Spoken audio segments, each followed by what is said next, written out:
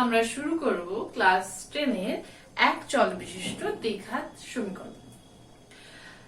সামনে মাধ্যমিক, আর যেহেতু টেস্ট হবে না সেহেতু একেবারে মাধ্যমিকের প্রস্তুতি নিতে হবে। সেই জন্য ক্লাস 10 এর প্রথম চ্যাপ্টার এক চল বিশিষ্ট সমীকরণ থেকেও কোশ্চেন আসে, সেহেতু আমাদেরকে সেটা তৈরি করতে হবে। চলো তাহলে এক চল বিশিষ্ট সমীকরণটা কি, কিভাবে গঠন করে আর কিভাবে তার সমাধান করে সেগুলো আমরা দেখে নিই। যদি আমরা একচল বিশিষ্ট দ্বিঘাত সমীকরণ গঠন করি তখনই আমরা সমাধান করতে পারবো। এই পর্বে আমরা একচল বিশিষ্ট দ্বিঘাত সমীকরণ গঠন করা শিখব। চলো তাহলে আমি প্রথমে কিছু সংখ্যা পদ লিখছি।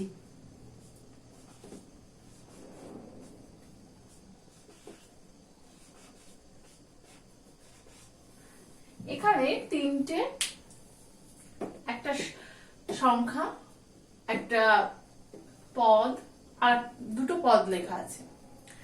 প্রথমে আমি আসছি যে এটা একটা সংখ্যা, মানে এটা একটা কনস্ট্যান্ট, ঠিক আছে।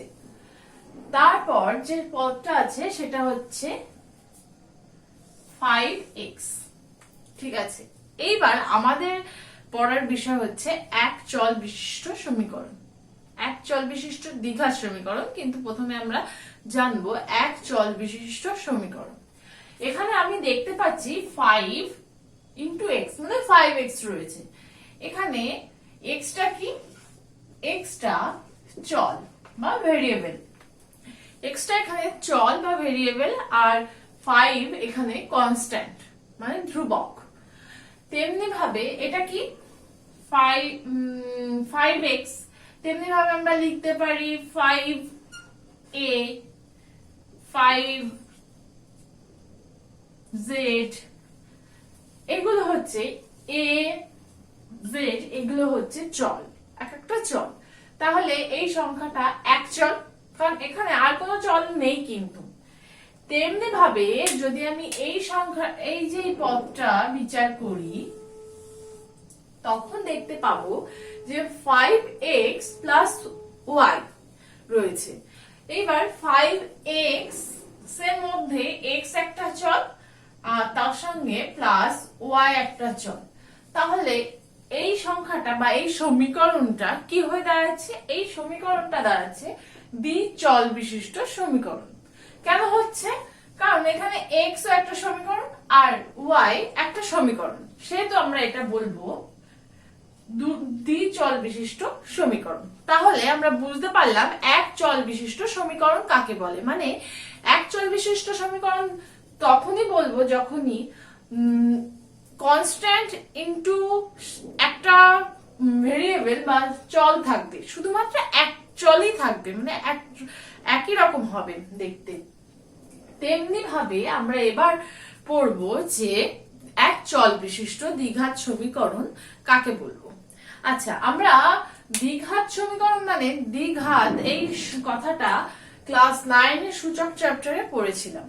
যদি কারোর অসুবিধা হয় তাহলে ক্লাস 9 এর সূচক চ্যাপ্টারের ভিডিওটা একটু দেখে নিও। তাহলে চলো দেখি, সোজা একটা দিই, 5x⁶। এই যে এই পদটা দেখতে পাচ্ছ, এখানে x এর পাওয়ারে কি আছে? x এর পাওয়ার এখানে 6 আছে।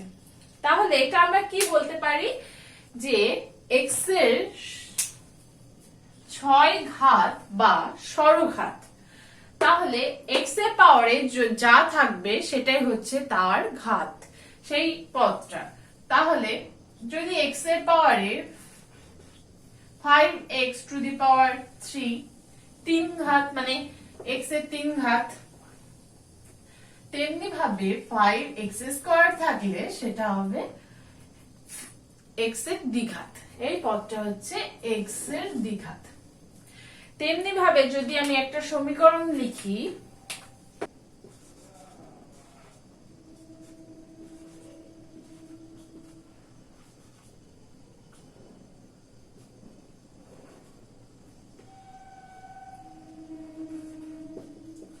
এটা একটা সমীকরণ, এবার এই সমীকরণে আমি কি এই সমীকরণটা কত ঘাত আমি কি করে বুঝবো? তখন আমার কি করতে হবে যে এখানে সর্বোচ্চ x এর ঘাত কোনটা। হ্যাঁ, প্রথমে আগে দেখবো এটা এক চল বিশিষ্ট কিনা। দেখো এখানে x x x, এখানে কোনো অন্য কোনো ভেরিয়েবল নেই x ছাড়া, সেহেতু আমরা এটাকে বলবো এক চল বিশিষ্ট সমীকরণ। এইবার দেখবো এটা কত ঘাতে। দেখো এই x এর পাওয়ারে সর্বোচ্চ পাওয়ার কোনটা? সর্বোচ্চ পাওয়ার এখানে হচ্ছে এই 6, মানে সরঘাত। তাহলে এই সমীকরণটা কিন্তু এই এক চল বিশিষ্ট সরঘাত সমীকরণ। তেমনি ভাবে এক চল বিশিষ্ট দ্বিঘাত সমীকরণ আমরা কখন বলবো? যখন x এর সর্বোচ্চ পাওয়ারে 2 থাকবে, যেমন x square plus x plus 3 equal to 0। এই যে এই সমীকরণটা হচ্ছে এক চল বিশিষ্ট দ্বিঘাত সমীকরণ। এইবার তোমরা কোশ্চেন করতেই পারো, আচ্ছা ম্যাম যদি এই x টা না থাকে মানে কি হবে? x square plus 3 is equal to x, sorry is equal to 0, এটা আছে। এই সমীকরণটা কি দ্বিঘাত সমীকরণ? হ্যাঁ, এটা দ্বিঘাত সমীকরণ, কারণ এই সমীকরণে আমি দেখছি x এর সর্বোচ্চ পাওয়ার 2 আছে, মানে এটা দ্বিঘাত সমীকরণের পর্যায়ে পড়ে। এইবার এই দ্বিঘাত সমীকরণ আমরা কিভাবে বুঝবো যে এটাই দ্বিঘাত সমীকরণ? তার একটা বেসিক স্ট্রাকচার আছে। দেখো আচ্ছা,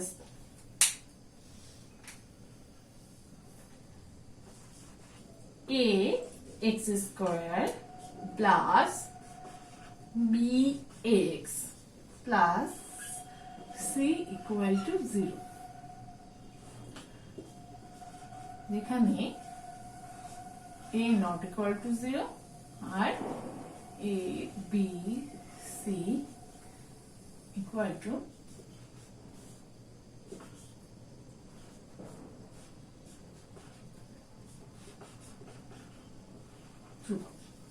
তাহলে বেসিক স্ট্রাকচারটা কি বলছে? বলছে a x square plus bx plus c equal to 0। সেখানে কখন হবে? যখন a নট ইকুয়াল টু 0 হবে আর a b আর c হচ্ছে ধ্রুবক। এখানে তোমরা বলতে পারো যে আমি আগে একটা উদাহরণ দিয়েছিলাম এখানে, যে এটা একটা চল, এটা চল হতো যদি না এই কথাটা না বলতো যে a b c ধ্রুবক, মানে a b c তুমি যা খুশি একটা সংখ্যা বসাতে পারো, ঠিক আছে।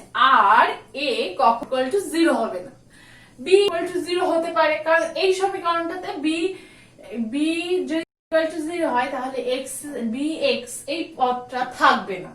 সেখানে এই সমীকরণটা দেখো, এই সমীকরণটা bx এর জায়গায় কিছুই নেই। আমি ধরলাম এই সমীকরণটাই দেখলাম, এই সমীকরণে কি বলছে? x square plus 3 equal to 0। তাহলে এখানে কি আছে? 1 x স্কয়ার লিখতে পারি প্লাস b। বেসিক স্ট্রাকচারটাই আমি a এর জায়গায় 1 ধরেছি, আর যেহেতু bx রয়েছে তাহলে b এর জায়গায় আমি 0 ধরছি, 0 ইন্টু x প্লাস 3। যেহেতু 0 এর সঙ্গে যাই কিছুই গুণ করা হোক না কেন সেটা 0ই হবে, সেজন্য এটা একটা দ্বিঘাত সমীকরণ, ঠিক আছে। আর এটা যদি নট ইকুয়াল টু 0 কেন বলছে? এটা যদি আমি বিটা ইকুয়াল টু 0 ধরেছি, কিন্তু এটা কেন ধরিনি? কারণ এটা যদি 0 হয়ে যায় তাহলে x এর পাওয়ার মানে x স্কয়ার যেটা দ্বিঘাত রয়েছে x টা, আর সেটা কিন্তু থাকবে না, কারণ a 0 হয়ে গেলে এর জায়গায় আমি যদি 0 বসাই তাহলে কি দাঁড়াচ্ছে? 0 into x square plus bx plus c equal to 0। তাহলে 0 এর সঙ্গে x স্কয়ার গুণ করলে কত হয়? 0 প্লাস ইকুয়াল টু 0, তাহলে সমীকরণটা কি দাঁড়াচ্ছে bx ইকুয়াল টু 0। তাহলে এখানে কি আমি x এর পাওয়ার সর্বোচ্চ, x এর সর্বোচ্চ ঘাতে আমি কি 2 পাচ্ছি? পাচ্ছি না, সেহেতু এটা দ্বিঘাত সমীকরণ হবে না। কখন হবে না? যখন a যদি 0 হয়ে যায় তখন কিন্তু দ্বিঘাত সমীকরণ হবে না। তাই a নট ইকুয়াল টু 0 হবে এই সমীকরণটাতে। এটা হচ্ছে দ্বিঘাত একচল বিশিষ্ট দ্বিঘাত সমীকরণের বেসিক স্ট্রাকচার। তাহলে এবার আমরা শিখব কিভাবে সমীকরণ গঠন করতে হয়। ঠিক আছে, কারণ পরীক্ষা এসে গেছে, সেহেতু আমাদেরকে রিভিশন দিতেই হবে। চল, বোর্ডে একটা বিবৃতি আছে, বিবৃতিটা দেখি কি বলছে। বলছে একটি আয়তক্ষেত্রের দৈর্ঘ্য প্রস্থের চেয়ে 2 মিটার বেশি এবং তার ক্ষেত্রফল 24 বর্গ মিটার। এই বিবৃতিটা থেকে আমাকে একচল বিশিষ্ট সমীকরণ গঠন করতে হবে। তাহলে আমরা কি করব? যেহেতু বলে দিয়েছে একচল বিশিষ্ট সমীকরণ, সেহেতু আমাদের দৈর্ঘ্য বা প্রস্থ যে কোনো একটা চল ধরে নিতে হবে। তাহলে আমরা কি করব দেখছি। এখানে বলেছে দৈর্ঘ্য প্রস্থের চেয়ে 2 মিটার বেশি, সেহেতু প্রস্থটা ছোট হবে। আমরা সব সময় যখন আমরা কিছু এই ধরনের অঙ্ক করব তখন যেটা ছোট সেটাকে আগে ধরব। এখানে প্রস্থটা ছোট, তার মানে ধরি প্রস্থ ইকুয়াল টু x মিটার। তাহলে দৈর্ঘ্য কি বলেছে? দৈর্ঘ্য ইকুয়াল টু x প্লাস 2, কারণ 2 মিটারই বেশি বলেছে। আর কি দেওয়া আছে? যে ক্ষেত্রফল, এখানে লিখি ক্ষেত্রফল ইকুয়াল টু 24 বর্গ মিটার। ঠিক আছে, এইবার আমাদেরকে কি বের করতে হবে? যে দ্বিঘাত সমীকরণ বের করতে হবে। তাহলে এখানে আমি দৈর্ঘ্য প্রস্থ বের করে নিয়েছি একটা একচল বিশিষ্ট পদ হিসেবে। এবারে আমরা কি জানি? আয়তক্ষেত্রের ক্ষেত্রফল ইকুয়াল টু আমরা কি জানি?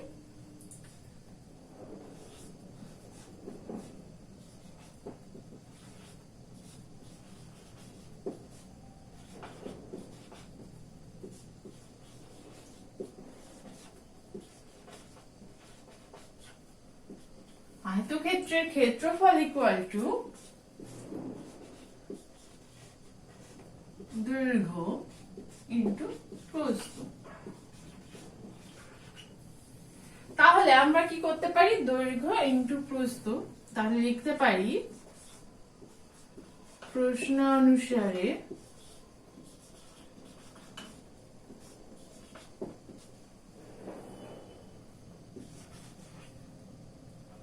x প্লাস 2 মানে দৈর্ঘ্য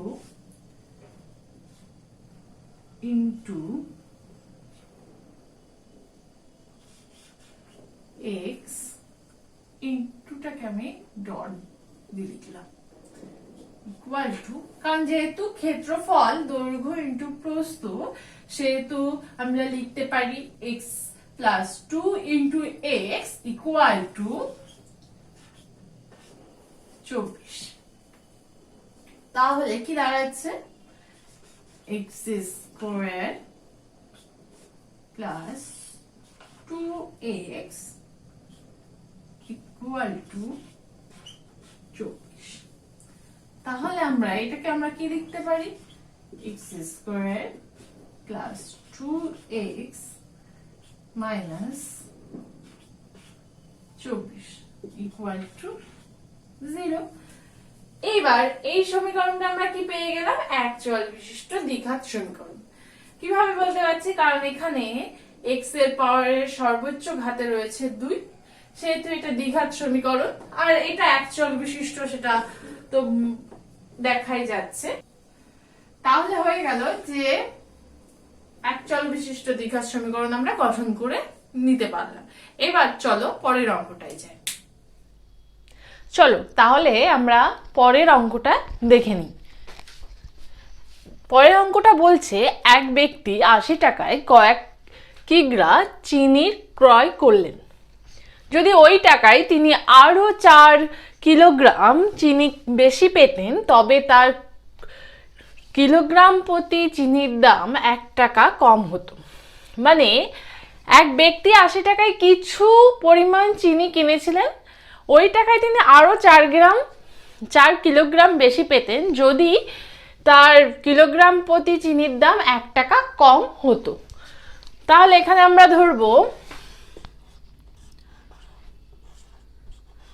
ধরি 80 টাকায়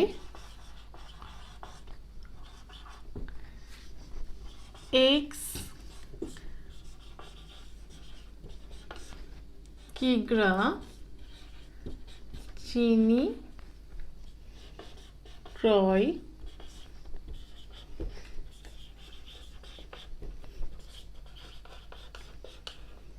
করলেন। ঠিক আছে, এইবার আমি বের করে নেব যে যদি 80 টাকা x কিলোগ্রাম চিনি ক্রয় করেন তাহলে 1 কিলোগ্রামের দাম কত, মানে x কিলোগ্রামের দাম যদি 80 টাকা হয় তাহলে 1 কিলোগ্রাম চিনির দাম কত হবে। আমরা তাহলে করতে পারি 1 কিগ্রা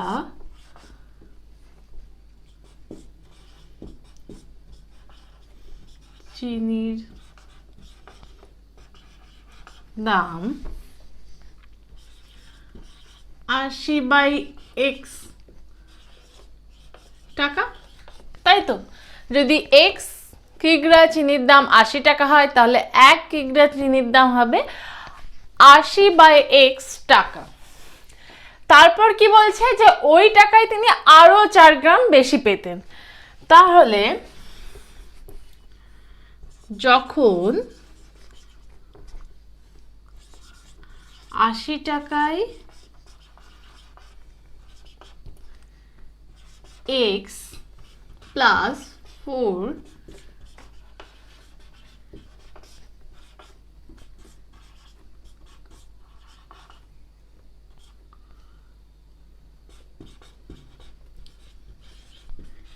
পেতেন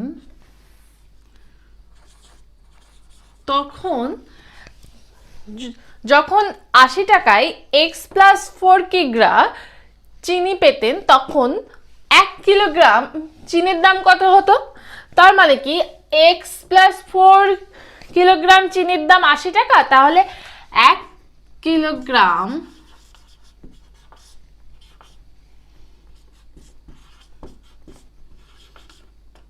চিনির দাম 80/x প্লাস 4 টাকা। ঠিক আছে, এইবার প্রশ্নানুসারে বের করব। প্রশ্নানুসারে কি বলছে যে তাহলে 1 টাকা কম হতো, মানে 1 কিলোগ্রাম প্রতি চিনির দাম 1 টাকা কম হতো। তার মানে দাঁড়াচ্ছে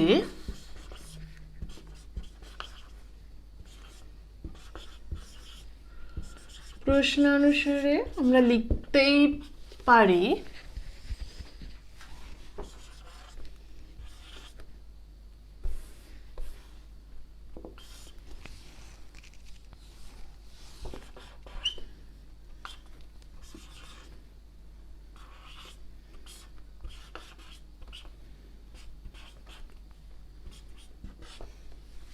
তাই তো, যে 1 কিলোগ্রাম চিনির দাম আগে ছিল হচ্ছে 80/x টাকা, তারপরে হয়েছে যে 1 কিলোগ্রাম চিনির দাম হয়েছে 80/x প্লাস 4 টাকা।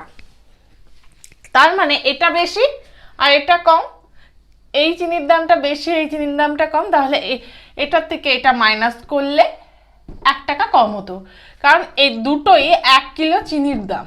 ঠিক আছে, সিম্পলিফিকেশন করি।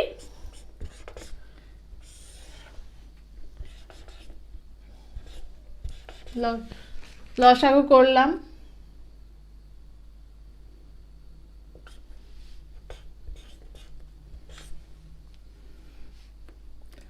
আচ্ছা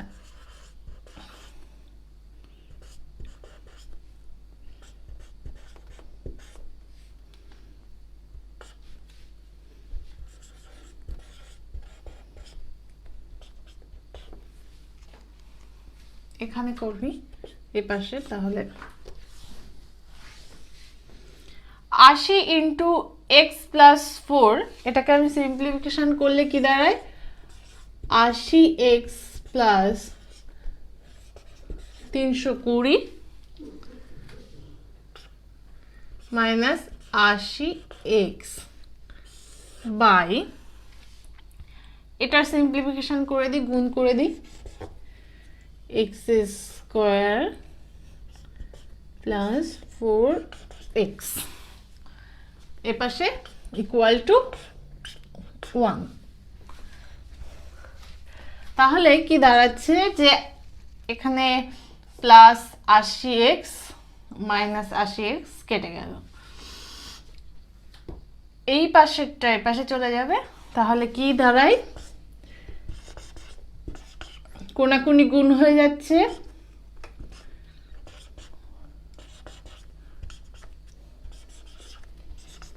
তাই তো, কোনাকুনি গুণ হলে তাই দাঁড়াচ্ছে। তাহলে আমরা কি দ্বিঘাত সমীকরণ পেলাম,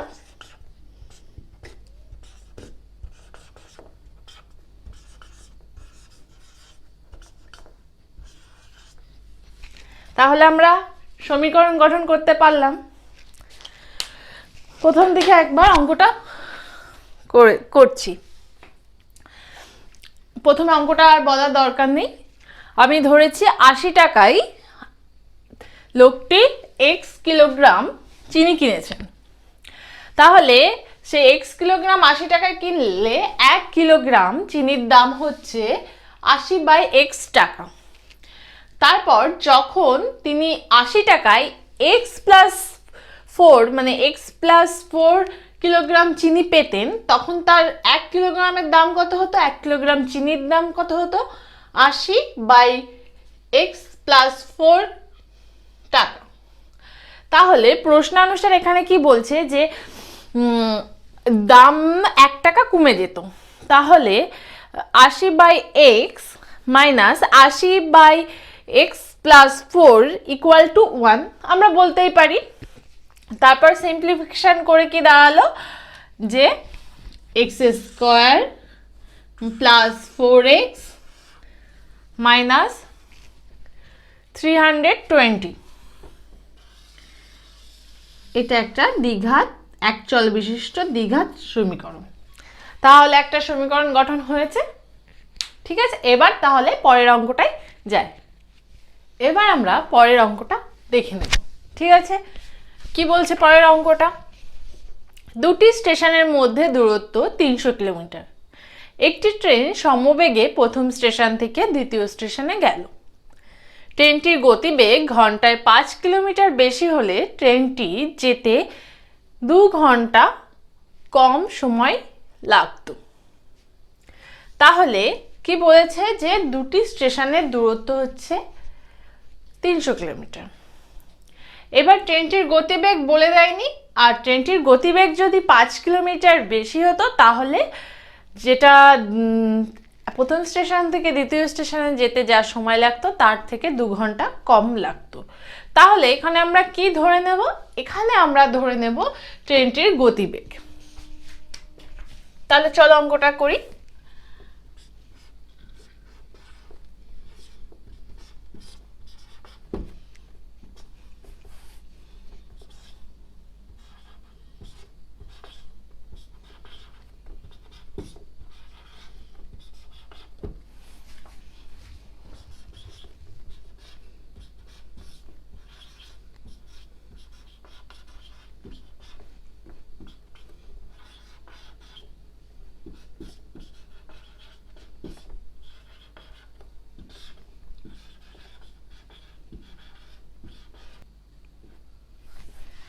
ধরি ট্রেনটির গতিবেগ x কিলোমিটার পার ঘন্টা, তাহলে ট্রেনটির দুটি স্টেশনের মধ্যে দূরত্ব কত?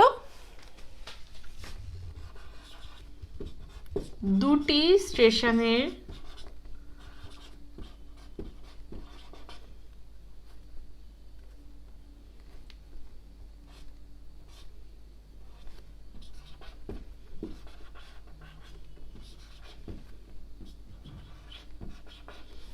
দূরত্ব 300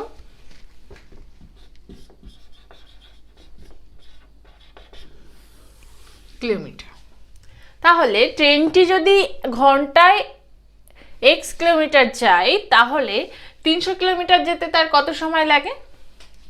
তাহলে কি করে করব? x কিলোমিটার যাই 1 ঘন্টায়, 1 কিলোমিটার যাবে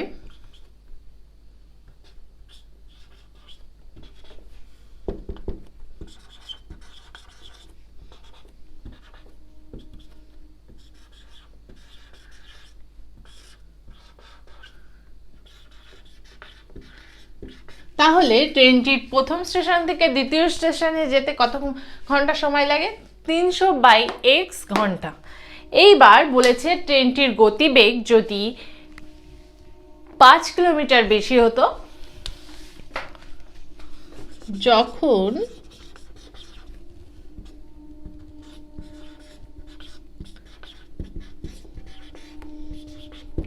ট্রেনটির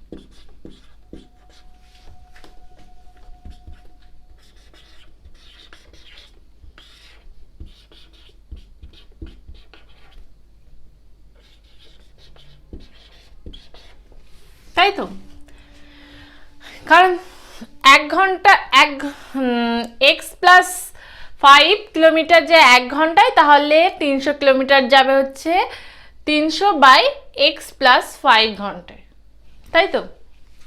এইবার প্রশ্নানুসারে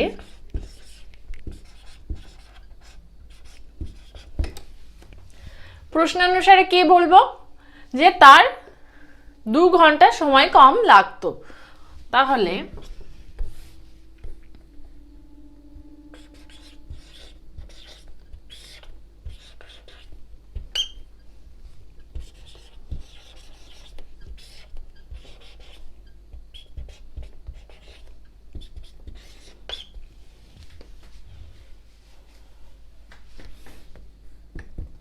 সিম্পলিফিকেশন করব।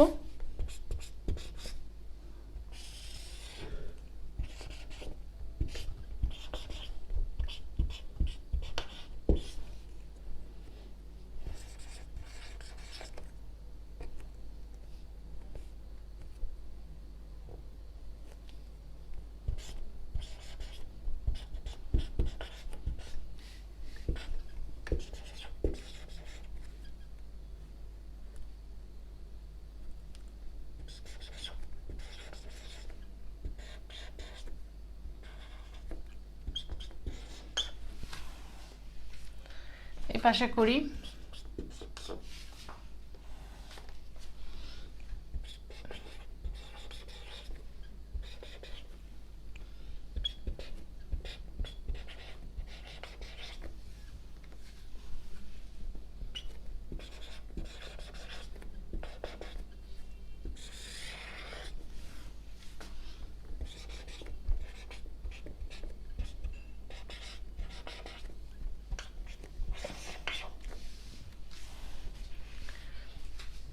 300x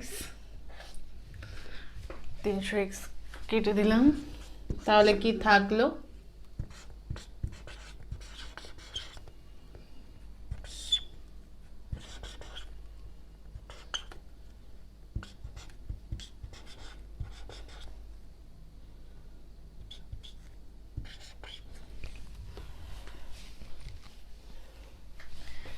এখান থেকে এটাও কেটে দিই।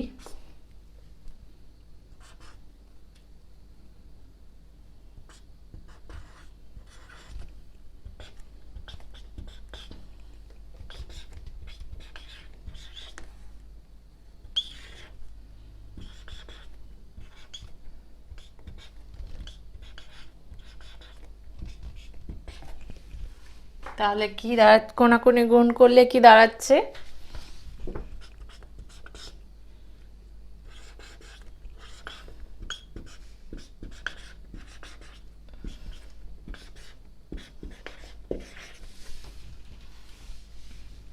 তাহলে আমরা লিখতে পারি x² plus 5x minus 750 equal to 0। তাহলে আমরা দ্বিঘাত সমীকরণ পেয়ে গেলাম।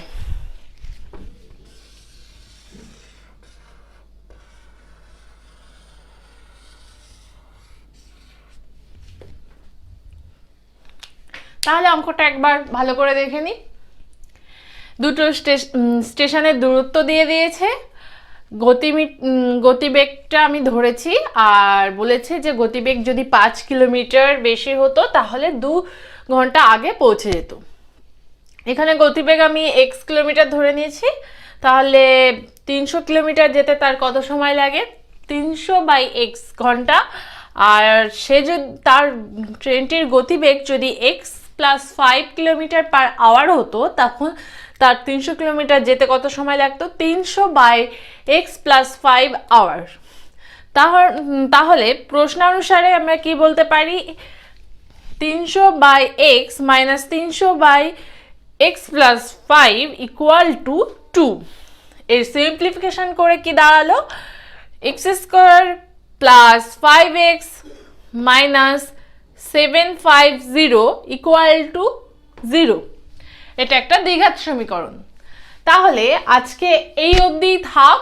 পরের দিন আমরা এই অঙ্কগুলোরই সমীকরণ গঠন করেছি, এই পরের দিন আমরা করব হচ্ছে সমীকরণের সমাধান।